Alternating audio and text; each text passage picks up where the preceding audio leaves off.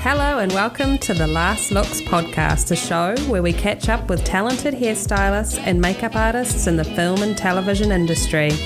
We'll pick their super creative brains and find out all the good stuff. Join me, your host, Jamie Lee, in finding out what's what in the hair and makeup departments around the world.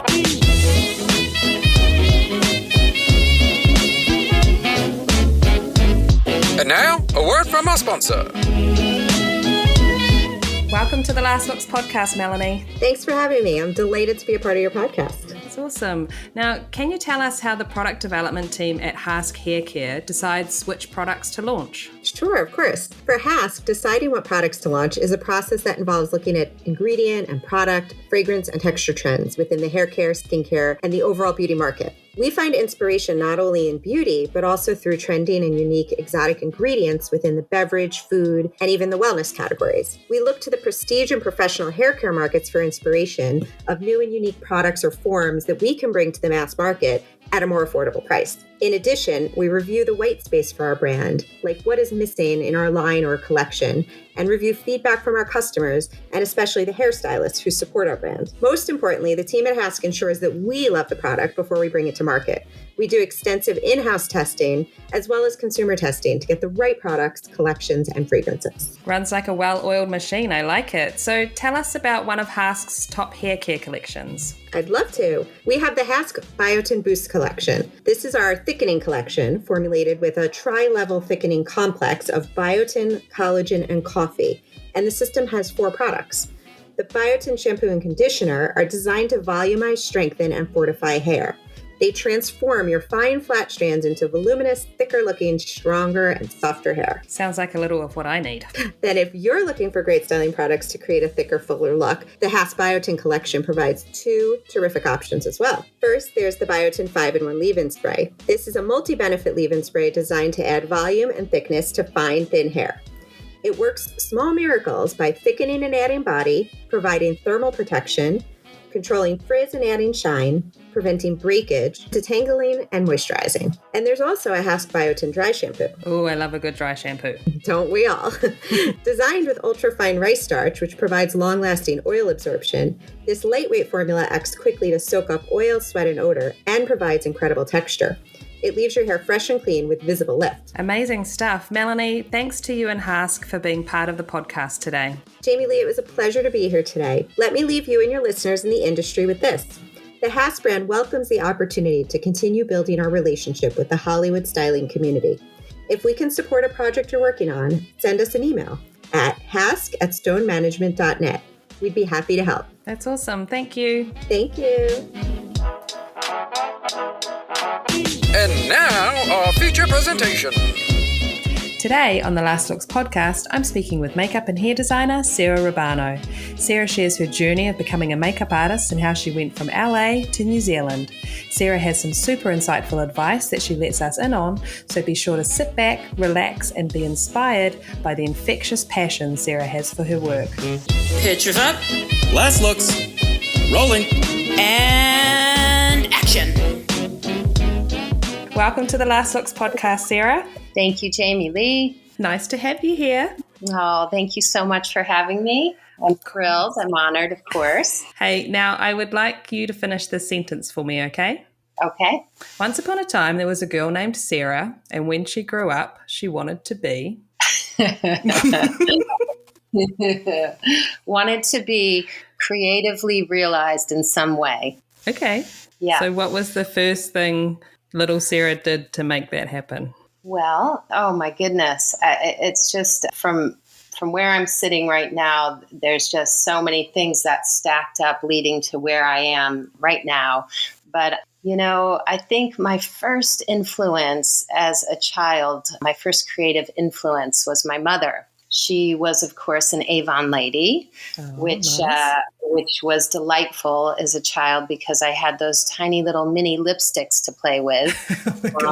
All those little Avon samples. You remember those. And so she would have her little kit that she would take from house to house. And of course, my grubby little fingers would get into that little kit on a daily basis. So that was an influence early on. And also, she made all of the clothes that we wore. So she was quite a wonderful seamstress. And I would watch her do that. And, it was like watching an alchemist, it was magical to see her with a flat piece of fabric, and all of a sudden it turned into a beautiful little apron or skirt or, little top. And so, that was quite amazing for me to watch as a little girl. So that would be my first creative influence as a child, I would say. That's very cool. And then, so going through schooling and growing up and getting into your teens, what direction did you end up going in then? Yes. So I went to college, and I was born in Connecticut, but then moved to California in 1980. So I was in elementary school and went to school. We moved to Riverside, Loma Linda, Redlands area. So that's like an hour east of Los Angeles. And that's where I went to high school. And then I went to university in Riverside. And at the time, I was limited by the choices that I had at that university. It was more geared towards pre-med students. I think my reason for going there was staying with my friends. So, but I knew at that point that I wanted to move into a creative realm. So my focus was communications, Bachelor of Arts, and I took every class I could within the realm of creative writing, television study, editing, photography, just anything that university offered in the way of creative courses, I immersed myself into. And I wasn't sure exactly, how it was all going to manifest and what roads would present.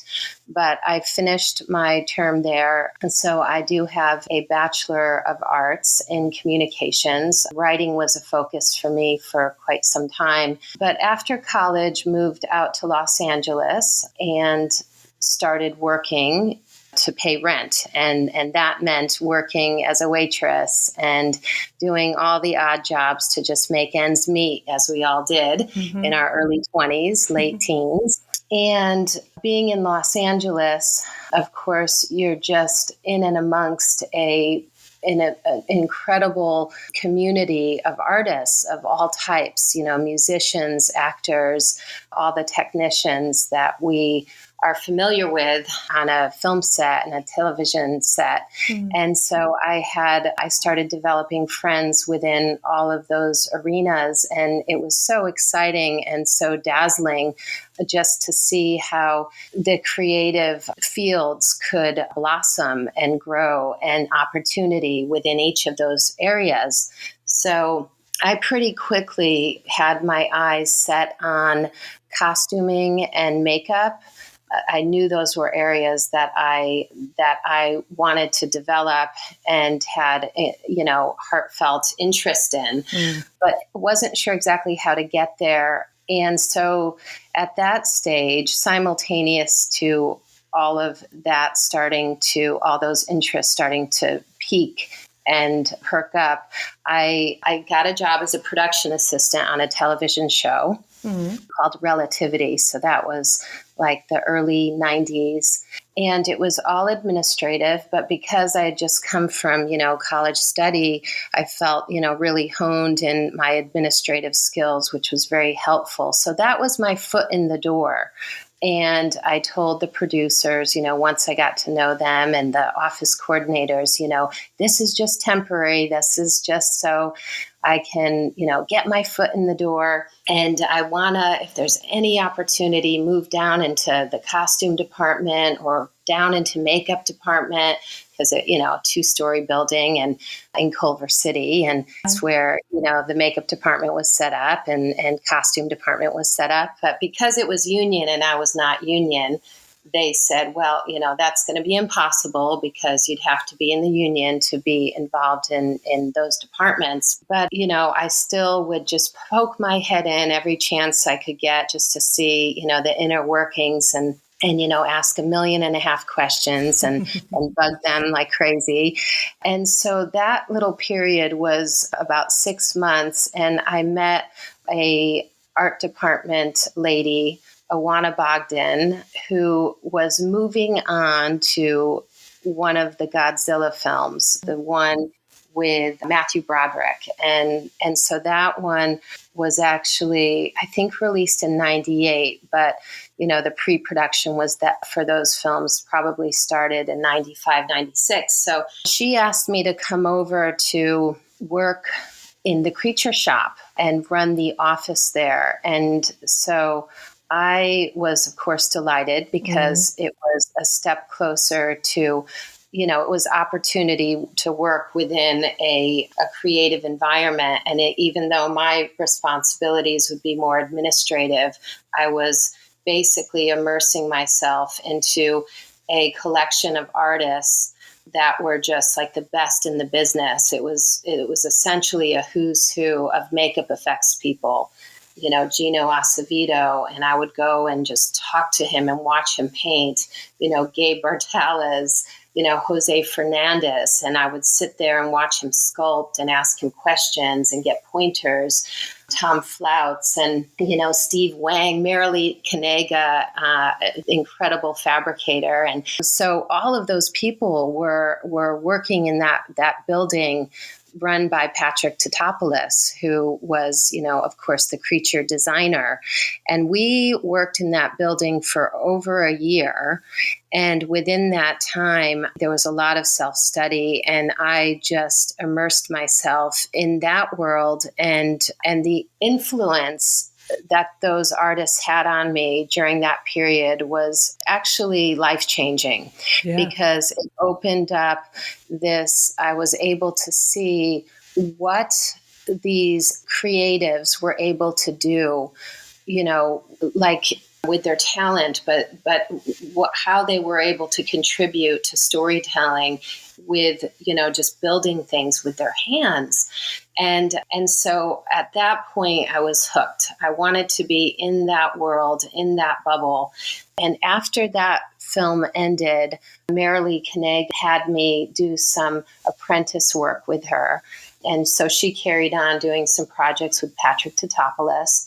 And I would go on and do work with her. And she was just very patient. And what I loved about, specialty costuming and fabrication is that, and really with anything creative is there's no rule book.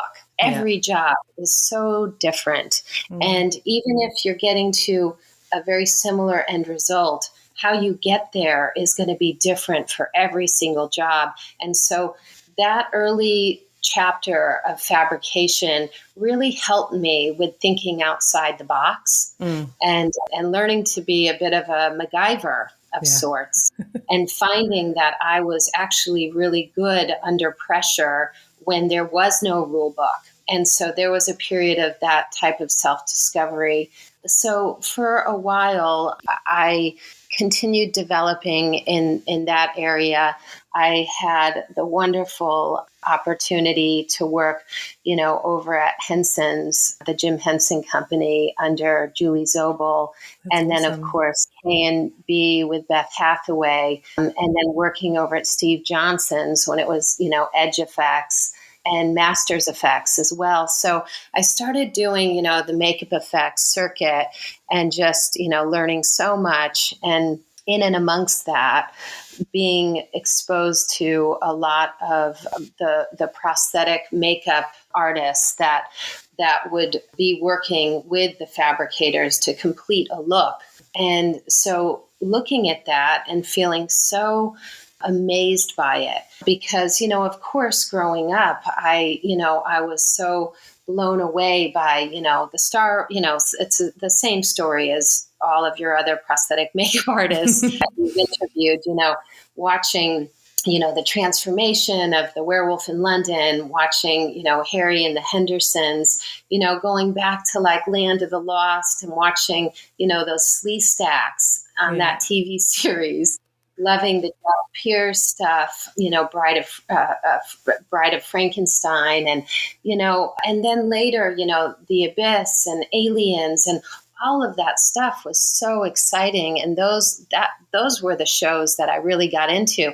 So as I started to get more and more exposure, as I ran from shop to shop, ran the circuit, I just started to see how it all came together and how these characters came to life.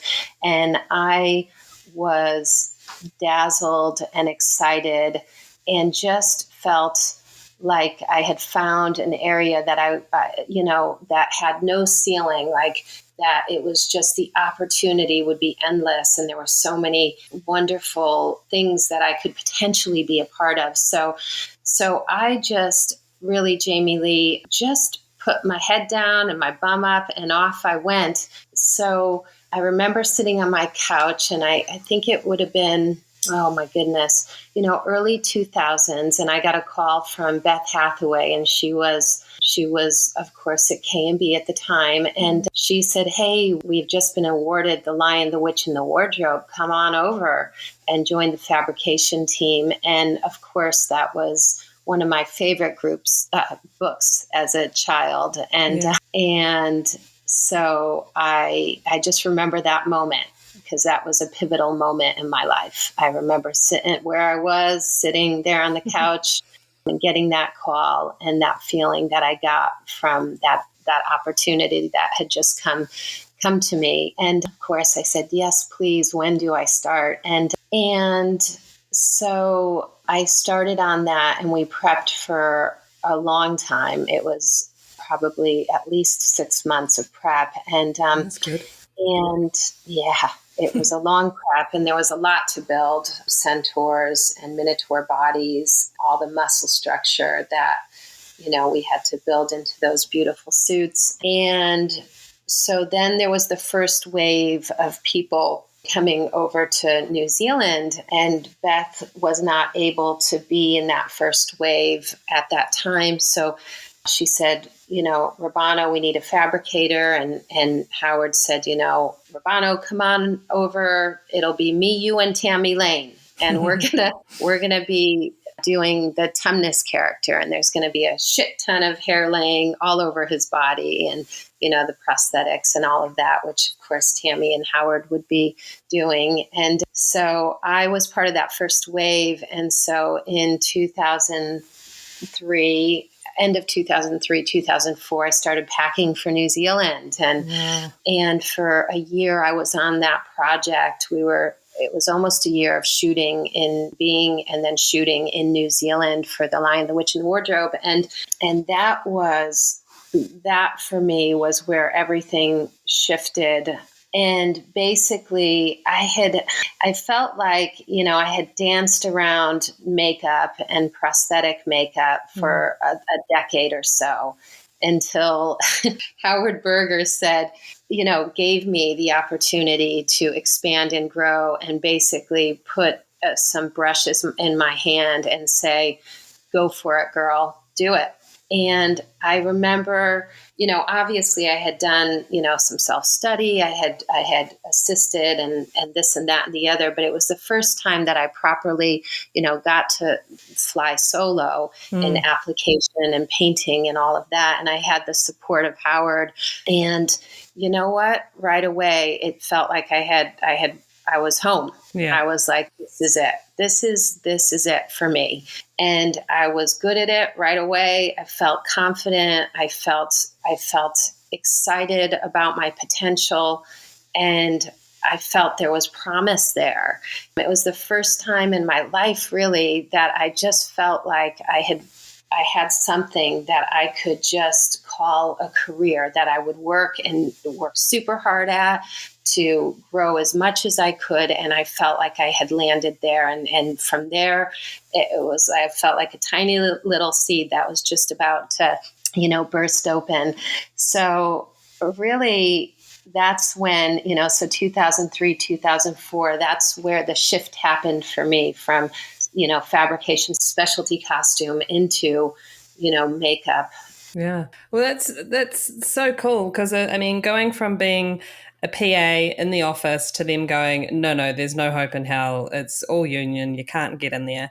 To then finding that area within the film industry that has that creative side, but you don't need to be in the union to doing it. So you're in the workshops and still creating and being a part of everything. To then, luckily, going and working on something in another country where you're allowed to pick up those makeup brushes and get into it. So what a journey. Truly. And, to have Howard and Tammy Lane to be just peering over my shoulder and saying, a little bit more like this, a little bit more like that, no, not like that, like this. Tammy is, I remember just some of her early thoughts on painting appliances and I still think of those tips and those notes and every day when I'm doing my makeups I still have her voice in my head and Howard's voice in my head. So, I couldn't have been luckier. So there was a lot of work opportunity on the job, and that job in particular, the sheer numbers, what had to come out on the other side of every shooting day was immense. And so we were thrown into situations that were just, it's like sink or swim. Yeah. And so the growth and the learning within that period of time was there was a lot of growth. But coming out of that, I knew that there would be a lot to continue learning and needing to take some courses and classes so that I could grow stronger and create more opportunity for myself. So I did that. I kept making the most out of every opportunity, and then a lot of self-motivated study. Yeah. That's very cool. So how long were you in New Zealand doing that job? Yeah, so that was all of 2004. Okay. And I remember we came home in time for Christmas. So yeah, it was the whole of 2004. Yeah. And just for those who don't know, Sarah, she actually lives in New Zealand now. So yeah, I do. Because on that job, of course, I met my wonderful husband, Joe Dunkley, and he was working for Weta Workshop, and he was one of their on-set supervisors. So, I met him on that and, of course, fell in love, and the rest is history. Match made in heaven. Yeah, I'm very lucky. Just last night we were talking about, it's been, we're actually coming up on 20 years almost of being together now, in a couple years, few years, it will be our 20-year anniversary from when we met. And holy shit, I can't believe it. That's awesome. Yeah, time flies, huh? Yes, time flies. So, and the wonderful thing about, Joe is not only is he an incredible life partner, but we also, for a period of time, we teamed up and we were sent out. Richard Taylor, especially, gave me so many opportunities. I formed early on a wonderful partnership with Weta Workshop and have great relationships with, Richard and Jason Doherty, who was running the prosthetics department, and all of the team there, Rob Gillies. And so they sent us out, Joe and I as a team, because Joe, his background is painting, prop making, armor, weapons, and the specialty costuming as well. So early on, they saw us as a great, a dynamic duo. So they would send us to the far corners of the planet as a little team. And so we had some wonderful adventures early on as a partnership, young love, but also incredible work opportunities under the Weta umbrella. So yeah, so it was a match made in heaven. Yeah, that's so cool. It doesn't happen very often that you can, find someone that you can spend your life with, but also can do all that creative stuff with and work together. Yeah. It's so cool. Yeah, it is really cool. So we're grateful. And we don't do that much anymore. I've kind of gone off into my area, and he is a 9 to 5 or 8 to 6, I should say, at the workshop, a creative director there and supervising various shows. But he is doing less on set. And of course, I've carried on doing, on set projects. So it's a good balance. Yeah, it is. Now that we have dogs. Well, yeah. So how does that work for you? You've finally got those makeup brushes in your hands, getting into working on set and all that type of stuff. But then you come back to Los Angeles. Does that kind of mess anything up for you because you can't continue to do that in LA because of the union restrictions? Or how did you kind of keep going on your mission? Yeah, so it was tricky because, I had this incredible on-set experience, but then back in LA, to have that type of experience, you have to be in the union. So it's a bit of a pickle, which I had to navigate through, but it was doing some non-union work that came along and taking those opportunities. But also Joe and I in 2008, where we got an opportunity to work with director Neil Blomkamp on a project that was non-union. So we were in South Africa, actually. So that was a huge opportunity, and it was such a wonderful experience. And we had such a great working relationship with Neil that, we did 2 more films with him. So what was the first one? You did District 9, right? Yeah, District 9. Which was, I think, mind-blowing for a lot of people. Like, that was such a loved film. Just visually, the story, like everything. It was just fucking crazy. Yeah.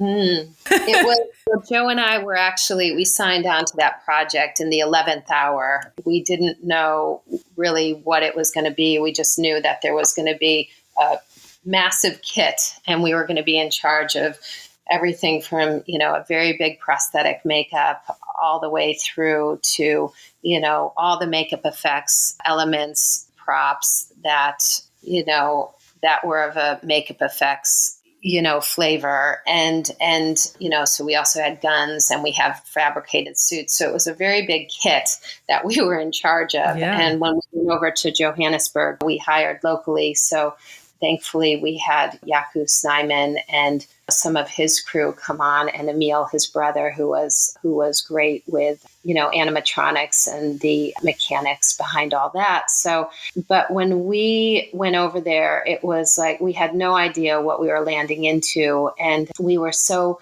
young and full of excitement and passion. And I just remember just saying, I'm not afraid of anything. Let's just do it. Let's make it work, and let's make it beautiful, and let's put everything we have creatively into this.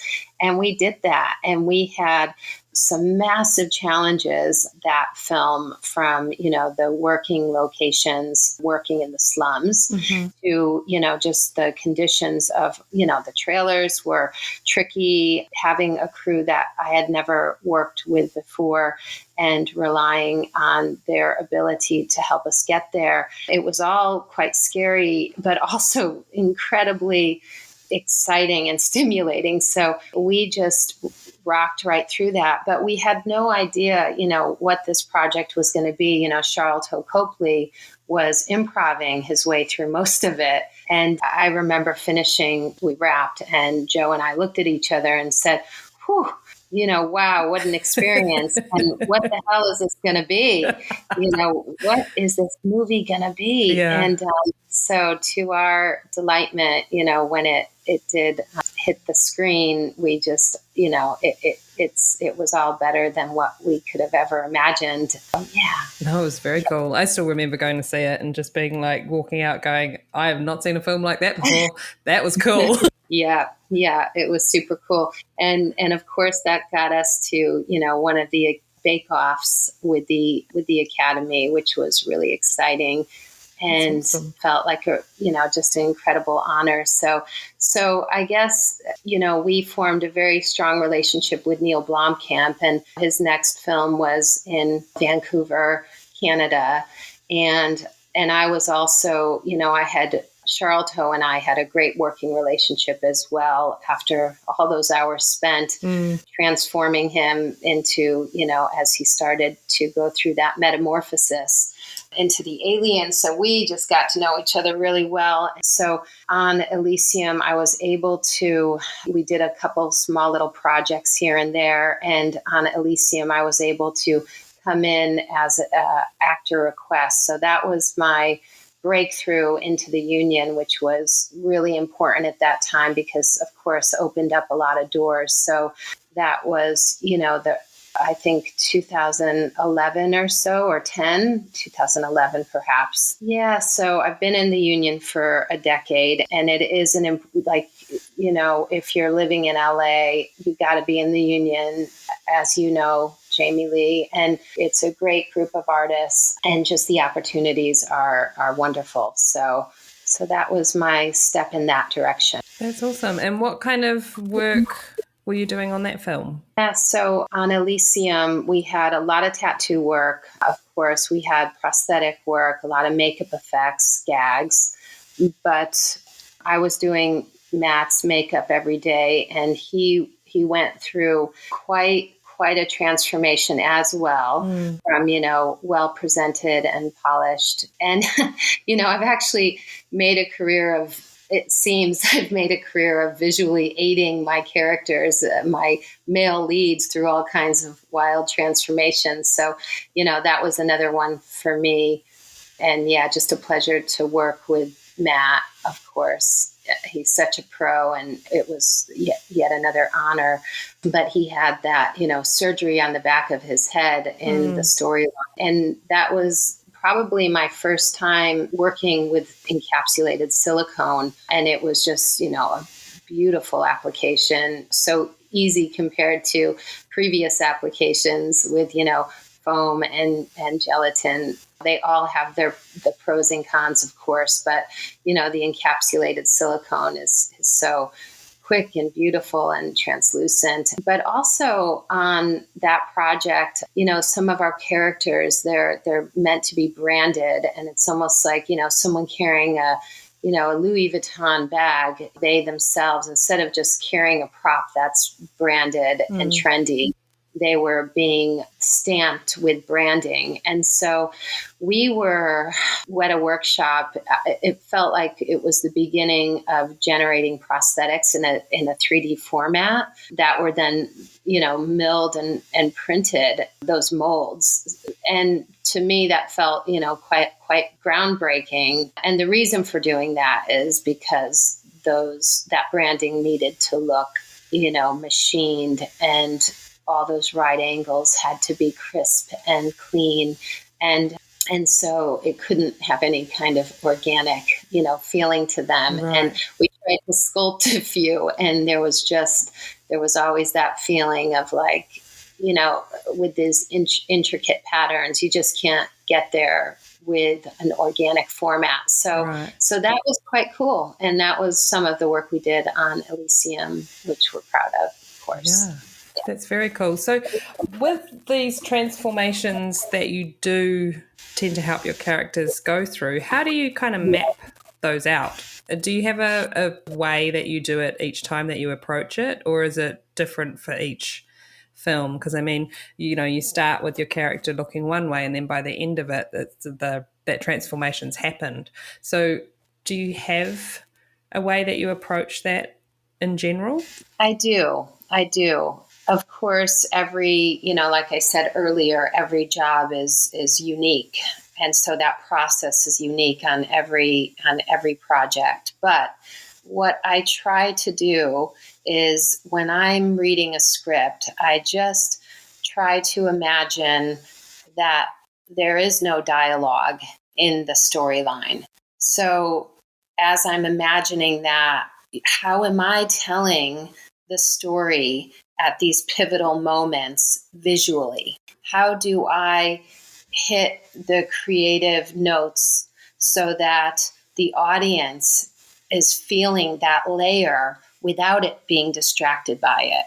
Mm-hmm. And sometimes you want to be distracted by it. Like for Dane DeHaan, in, as the Green Goblin in The Amazing Spider-Man 2, there's a point where he gets injected and then, the lights start strobing. And now that, obviously that's not going to be a subtle moment, a subtle note in the storyline, but that's quite jolting moment. But yes, so I try to imagine that there is no dialogue, that it's all just a visual display that, like little things stack up, from shading under the eyes to, chapping on the lips and blue around the fingernails and, just what's happening. And all of those things stack up and the subtleties will have an effect on the audience. And then all of a sudden you're just feeling it. You're in there with them. You're feeling the dismay or the uncomfortable, like the physical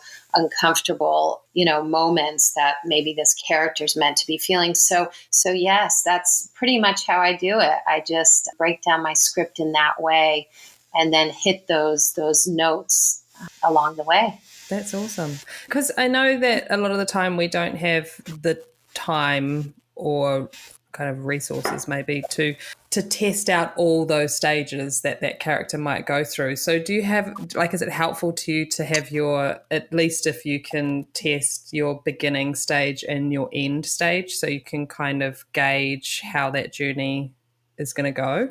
Yeah, absolutely. And what I try to do is figure out that end stage. What is it? And I like to break it. I like to visually break it so that the director and the producers and I can look at it and say, we've taken it too far. Right. I like to find that point, because if you don't find that point and then work back a little bit from that point, you're not ever sure that you've brought it to its fullest potential, if that makes sense. Yeah. Absolutely. Yeah. That's very cool. Yeah, I don't think I've spoken to anyone who has explained it in that way of how they read the script with losing the dialogue. It's very cool, especially because we are in such a visual department. Like, it's what we do. Yeah, totally. And, you actually, there's a question in your conversation bullet points saying something new that I've learned. And, and obviously I'm always learning. We're always learning, which is what I love about this industry. Like, there's just no ceiling to it because things are constantly evolving. But to tie in with what we were just talking about, I feel like what is really becoming apparent to me and resonating with me is that is trusting my gut instinct, because often there is an authenticity, a truth that comes with that initial gut feeling or that initial gut visual that I have when I'm reading and imagining a character. And so just learning to really trust that and have a strong confidence in that, because I guess I feel like often is the case after all the testing and the endless testing, the endless conversations with everybody, the actors, the directors, the producers, the studio, often, and I'm probably helping it along too, but often things come back. It's full circle and things come back to what was in my mind's eye when I first read that script. And I don't, want to be stubborn about my perspective, because it's important to explore all of it. But I feel like the guts of it are often where I started with my initial feeling about something. Yeah. Yeah. So how, and it may not have come up in your career so far, but how have you dealt with, or do you think you would deal with, if you had a really strong gut feeling on something, but the director's gut feeling was in the complete opposite direction? Yes. Well, that happens, and that happens all the time. And you have to just let go. Yeah. At a certain point, you have to, what's important is that you articulate your concerns, you express your concerns, or you express your feeling very clearly. Like, what what you feel is the right path. And if they come back and they say, we understand, but this is what it has to be, well, you got to let go. Yeah. And so often I am reminded of having to do that. And some people say, hey, well, it's my name that's attached to this project. Well, yeah. And I understand that too. But do that other alternative, that variation to the best of your ability, and make that shine as well. Yeah, even though it exactly. may not be your vision. Yeah. Make that great. Yeah. And I guess the only thing that plays into that would be, 11th hour kind of shift of plan. And that is the trickiest thing where you've been developing something, and whether it's, an intricate prosthetic makeup or a beautifully knotted wig or whatever it is, where they say, no, we're going to do this now. Well, at that point, there is grave concern, because sometimes you just don't have time to make this variation shine. And so that is a quandary, and that's always going to be a big challenge if and when that does. Yeah.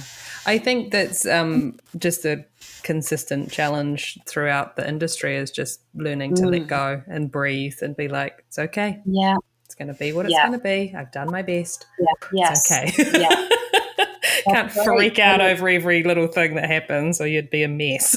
Yeah, you would be. And part of what is exciting for us is this, having to reach into your bag of tricks from, the various experiences you've had and making it work. Like, I get a real buzz out of that. And so that's also part of the spark that keeps us going. If everything was beautifully planned to a T all the time, like, some of that spirit would dim a little bit, I feel. So a healthy balance of these spontaneous moments where you've got to MacGyver through something, I guess, that's fulfilling for me as well. Yeah. I think I initially have a knee-jerk reaction, like I want to roll my eyes and go, oh, why? But then the moment that I'm like doing it and I see it start coming together, I'm like, oh no, this is awesome. This is cool. I'm so glad we're doing this. Yes. And every now and again, you're working with a visionary, like a director who is, you're like, I didn't see this, but goddamn, that's really good. Yeah. And often you do have to trust that, because, they often, when, a director is also a writer, they have insights and they've thought about things that actually go beyond, the scope of what we've considered. Yeah. So, there's that layer. No, they're deep into it. And they've been deep into it for a long time. Especially, as you say, when they've been writing it. Oh, my God. It's all they live and breathe and think about for months on end. So, yeah, absolutely. Yeah. Hey, I wanted to touch on Ghost in the Shell, because you co-department headed that with the wonderful Jane O'Kane. Yes. And so, firstly, how was it like helping bring that whole visual to life? Well, I mean, it was just such a colorful world that we had the pleasure of creating, or just being part of the creation of. And, working with Jane O'Kane, she is like a sister to me. And we, our desks were facing each other for over a year, and talk about just, a fusion of minds and just the bouncing back and forth. I don't think I could have done that with anybody other than Jane O'Kane. Yeah. We just have a very healthy working relationship and just bounced off each other. Both had, our own strengths to offer. And I feel like just together as a team, we are just, able to come at it with a fresh perspective. And then also the ability to bounce off each other. It was a real wonderful way of being able to, check each other and either endorse or help each other down a path, like we were constantly, like it just felt like we were lifting each other all the way through the process. But, of course, it was, such a big process along with the art department, working with the DOP and the colors, those bright, beautiful, delicious colors, the costumes, and how eccentric and different those were, and working in this futuristic style, but also with this bend of tradition, like when it came to the geishas, so we're working in the future, but with influence of the past, which, that's pretty much everything anyway. But yeah, it was really interesting to do, futuristic, honoring tradition. Yeah, that's very cool. So it sounds like there's definitely some benefits of co-department heading with Jane. Yes. Yeah. Yeah. Well, yeah. And so for a project that big, that would be my preference as I've gotten a little bit older. To be perfectly honest, that would be my preference, just because you do take some of the load, and it's a wonderful way of just cross-checking, and there's just a bit more breath between things instead of being so frantic all the way through. Yeah. So yes, that's awesome. With the right person, it's a fantastic way to go. I think it's popping up more and more, especially on bigger projects, being able to have that co-department head. And especially because you guys were doing both hair and makeup. So that's, it's definitely going to help. Exactly.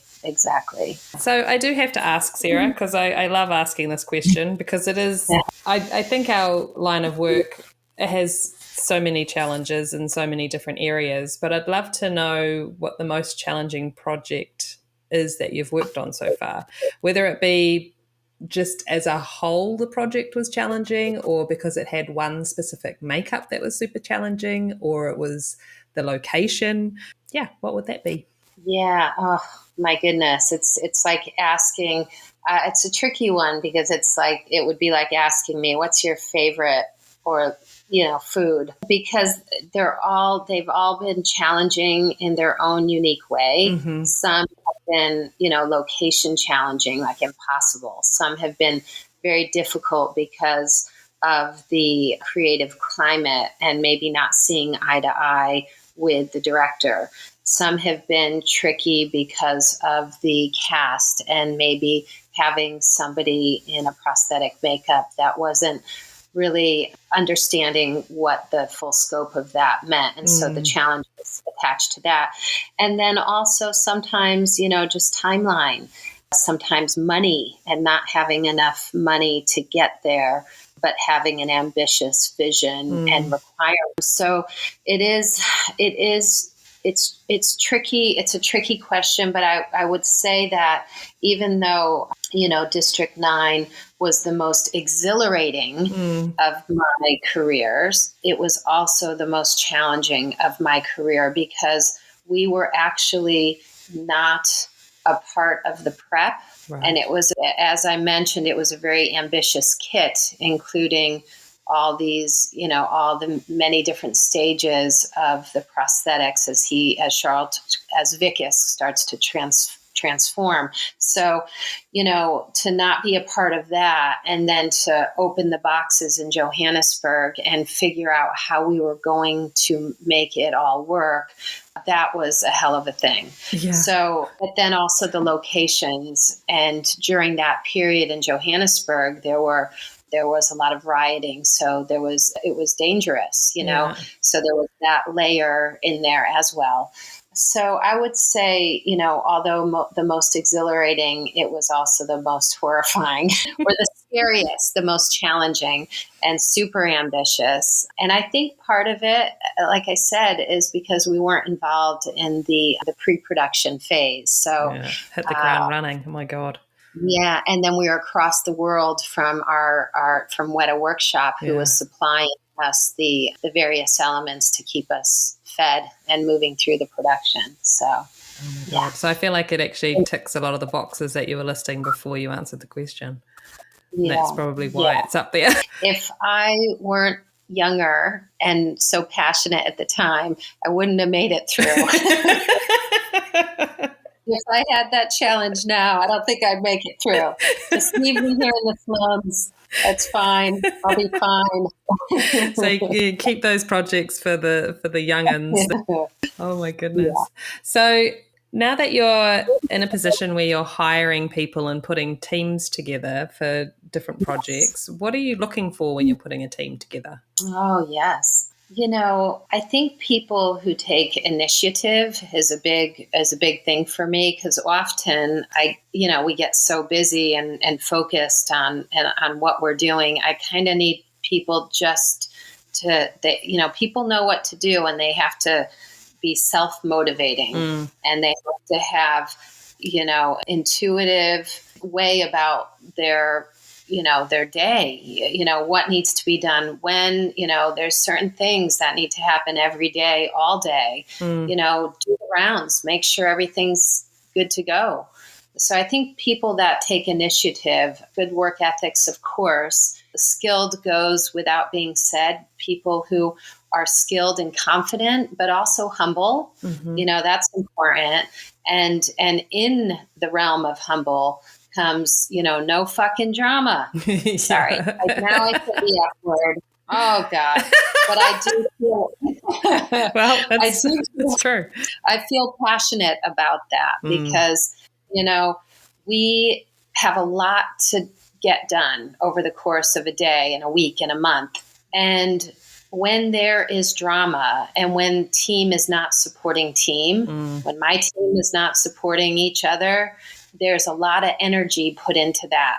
That energy is being pulled out of the creative aspect and the creative process. Yeah. And so it's very upsetting to me when the focus shifts from creative potential and what everyone can do to lift each other and elevate each other to drama and everyone fighting hard for a carrot or just being catty. And so for me, it's very important on my teams. We have a family, unity, that there's, camaraderie and a lightheartedness, but also just a support. And yeah. There's not enough time for anything else. No, there's not. Oh yeah. As you say, energy, it's just exhausting. Like, who wants to deal with that? Yeah. It's short-sighted is what it is. So, and I don't have time for it. Yeah. So, yeah. That's awesome. Yeah. I would love to know, someone wanting to get into your line of work, what advice would you give them?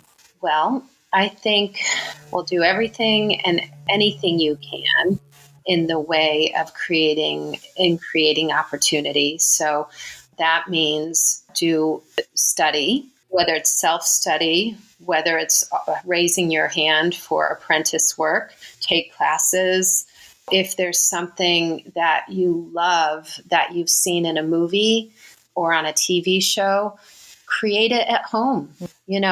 Try to duplicate it, and there'll be so much you learn in that process. And then when you come up, there's so many forums online now where you can, raise your hand and ask a question and get some recommendations, and then go back and try it again, do it again, see if you've learned something, So I think just moving, taking the initiative. And then when you get an opportunity, everybody does, making the most of it. Yeah. Don't say, well, this is not really what I want to do. It's a little different than what I want to do. Well, you know what? This is your opportunity. Make the most of it. That leads to another door. And then that thing leads to another door. And you are in control of your destiny, truly. And honestly, it's like we create our own opportunities and you have to maximize. So when you do get those opportunities, finish strong. Don't fade at the end of a job. Like, don't get jaded and be like, oh, well, I've proven myself now and I'm tired and I'm frustrated with these things. Finish strong. People will remember you for how things finish up. Yeah, that's true. It's the last of us. And don't fade at the end of a job. Finish. Yeah. And that, just because, as you're saying, that journey may not be, you're direct from A to B, but you need to kind of go off on a little side journey every now and again to get to where you're going. Think of all the stuff you're going to learn. You're just constantly going to be learning other things that will help you at the end of the day. And Jamie Lee, I'm a perfect example of that and my whole journey.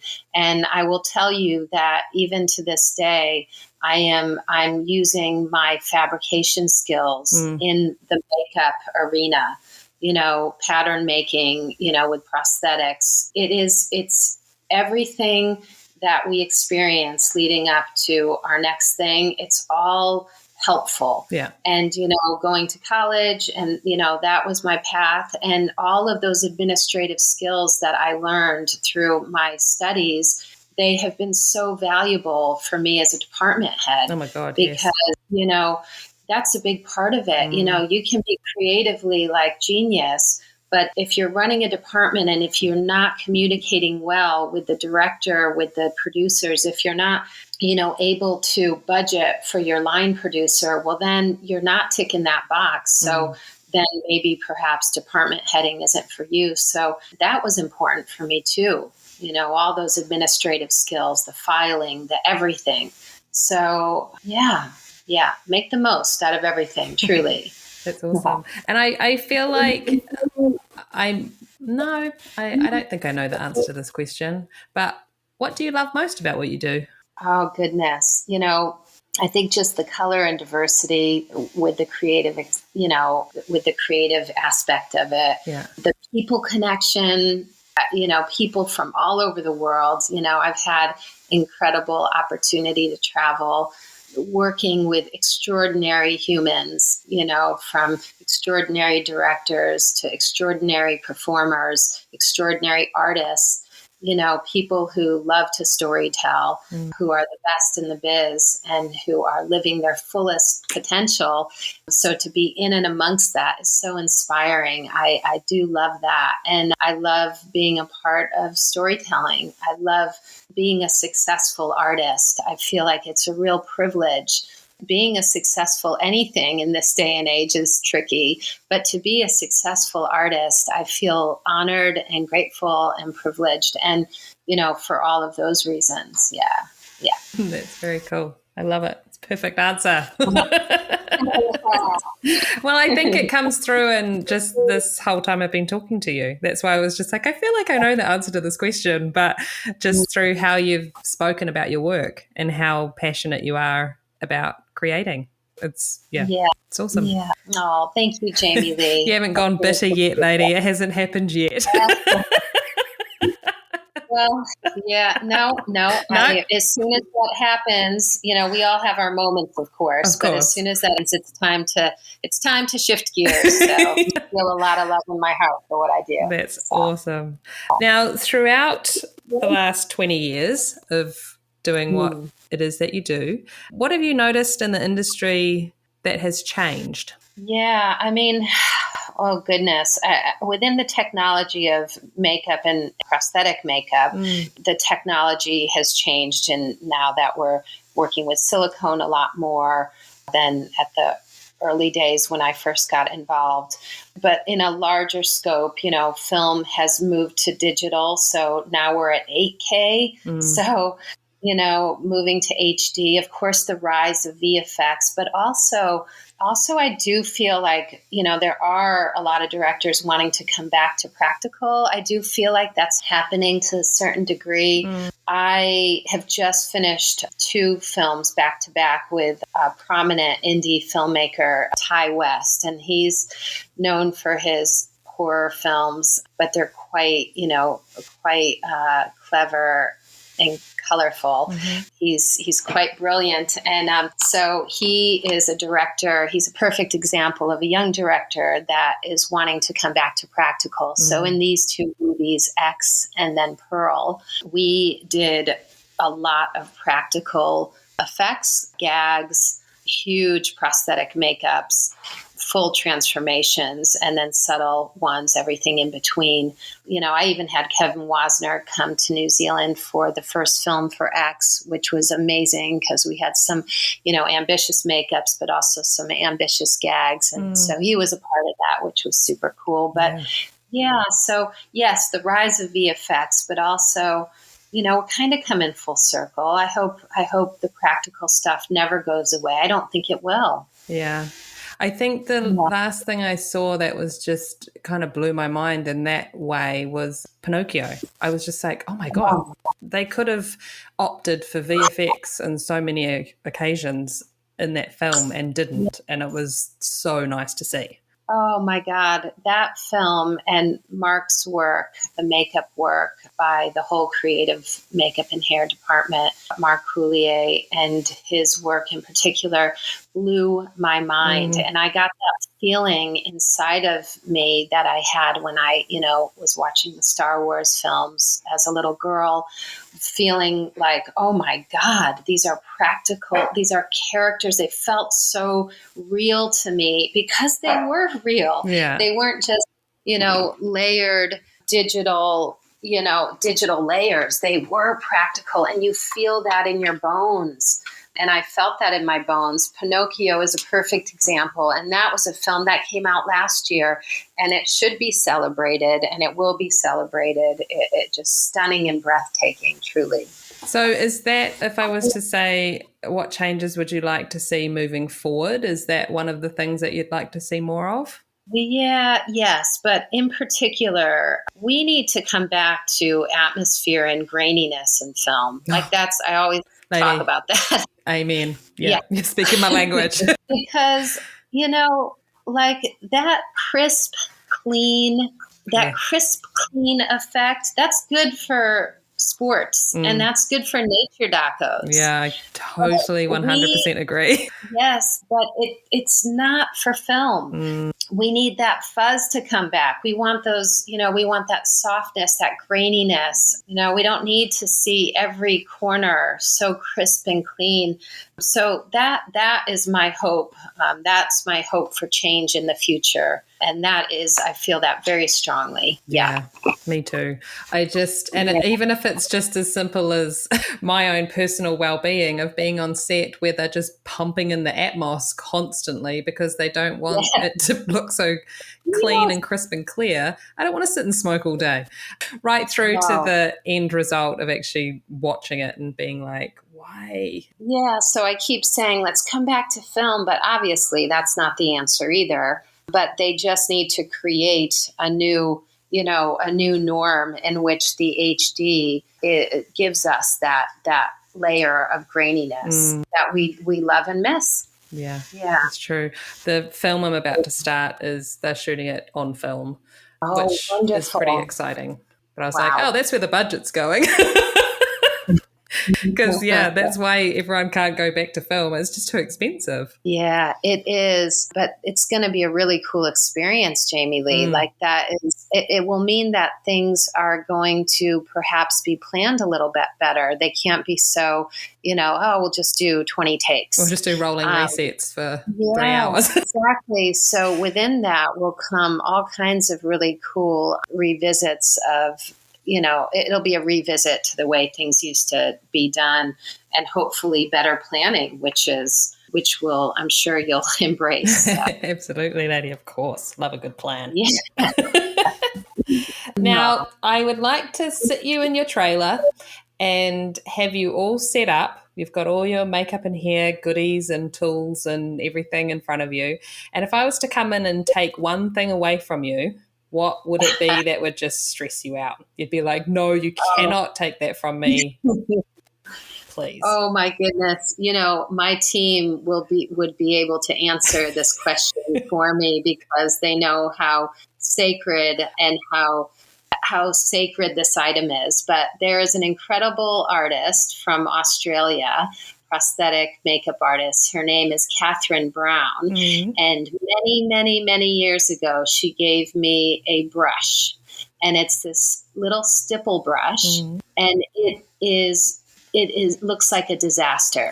It really does. It looks terrible. And it's not pretty. But it is just the most beautiful. It gives me just the perfect amount of organic stippling, whether it be, for all my character makeups, but, whether it be over an appliance or just direct onto skin, but I'm able to use, my, wash down inks with this brush and just get a perfect end result. So it's like my blankie. I probably survive just fine without it. But in my mind, if I don't have that brush, it's just all going down, it's going to hell in a handbasket. And you've never been able to replicate it by finding something similar and bashing it into submission? Yeah, I probably could, but it's a little bit of a gimmick now, me and my brush. Yeah. So I feel like as long as it stays with me, then I don't need to make another one. I probably could, and I could. Yeah. But there's a little bit of a shtick I have with the brush. So that's awesome. So I want to just ask a little, I know you can't talk about it too much, but the films you've been working on down in New Zealand are the next Avatar films with James Cameron, right? Yes. Yeah. I think the one thing to say is that, working with Cameron on his next 2 films has been, a huge honor. Like I said earlier, The Abyss, Aliens, they were all incredible films growing up. So now to be working with this director is pretty cool, and it's really challenging. The stakes are very high, but I will be very proud to have been a part of them, 2 and 3. I believe 2 is being released Christmas of 2022. Oh, cool. And so next year at Christmas time, year and a half away. Yeah. And then number 3 will be released, I believe, 2 years later. So that would be 2024. Wow, that's awesome. And I don't know if you remember, Sarah, but it's the first time I ever met you was in the crowd room on the first Avatar. It was Jamie Lee. I do remember that. I certainly do. And we actually connected right away. And then you and I did that little indie with our friend Biz and Hamish, our friends Biz and Hamish. Yes. And I know, I remember seeing, I never saw any design concepts or anything for what you guys were doing. But then on the day, I was just like, holy shit. Who did you do that on? Ben, right? Yes, it was full head to toe transformation. Yeah. It was amazing. Yeah, it was fun. And we basically just pulled everything and anything we had in our kit. And I was like, all right, let's stick all these bits to him and then see what it looks like. And it was actually quite cool. Yeah, so that was awesome. Fun. Yeah. Oh, and then of course you and I got to do a project a few years back, Jamie Lee, which was great with, the Ted Bundy story and Zac Efron. Yeah, that was fun. It was insanity and it was fun. And we also did when you came for a little while on The Hobbit. Yes, and you and I were working together on the one character, and Mr. Mark Hadlow. Mark Hadlow, of course. Yeah, Team Dory. Oh my goodness, that's right. That was right before. Yeah, that was right before I went off to Elysium. But and all Mark would say, she's going off to be with Matt Damon. And I was like, yeah, you'll be okay. We'll be okay. It's all right. Oh, it's too funny. Jamie. We'll do it again, girl. Oh, we'll do it again. Yes. Now, I would like to know who you would like to hear on the podcast. Oh, goodness. Well, I'm not sure. You say you've done 40 plus interviews. Wow. So I'm not sure if you have a Jane O'Kane or a Gino Acevedo in there. I do not yet. Those two. They're on the list, lady. They're on the list. Yeah, Howard Berger. I'm not sure if you haven't have spoken him in to there. Howard yet, Yeah. And he is, just good value. He's amazing. Like his scope of, experience, everything he's done. Yeah. And he's just such a funny guy. He is, he's been a mentor. So I can't say enough about him. And then, of course, you've got the Jason Dohertys out there. And, at the top of that list would be Gino and Jane, I'd say. Okay. Awesome. Yeah. Lady, I appreciate your time so much today, and it's been so awesome learning more about your story because there's so much I didn't know. Yeah, well, it has been amazing getting to revisit and talk through it with you, Jamie Lee, and congratulations on your podcast. There's just great little chapters and insights to everybody in our crazy little wacky industry. So thank you. For For links to see more about our guests, go to our Instagram at The Last Looks Podcast or our website, thelastlookspodcast.com. If you want to keep up with new episodes being released, be sure to subscribe through Apple Podcasts, Spotify, Amazon, Google Play, YouTube, or any podcast streaming platform. And remember, if you're enjoying the show, share it. The Last Looks podcast would like to thank Brett Stanley and Sabrina Castro. The song Fun Time by DJ Quads. Thanks for listening. Until next time. That's a wrap, people.